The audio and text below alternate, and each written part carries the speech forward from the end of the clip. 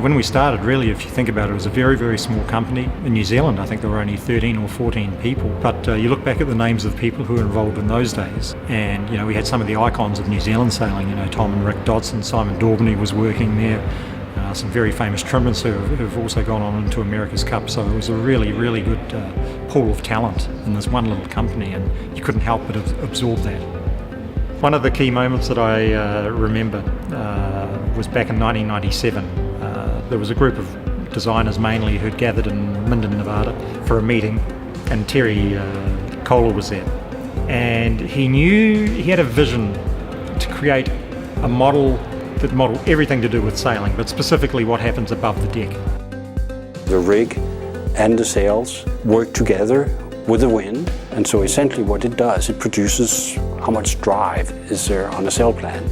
And that is the engine. That's sort of the propulsion that sort of drives the boat forward. And then the phrase came up, the engine above the deck. It took about 3 days for Terry to come out with the words, but when he did, it actually gave us a mandate and a vision for what we were trying to achieve with our top-end software, and that's what has become Flow and Mainbrain. Flow basically simulates what the air does as it bends around the sails, and then figures out what the forces are and how much the moments are which make the boat lean over. Mainbrain is what's called a finite element analysis program. It models the stresses and strains that are going on in the sail. So you need to give it basically the shape of the sail, the structure of the sail, and the wind pressure, and then you actually trim the sail inside the program. And from that we can simulate what's going on with very, very high accuracy without necessarily having to build new sails and go on the water. So it's a great development tool.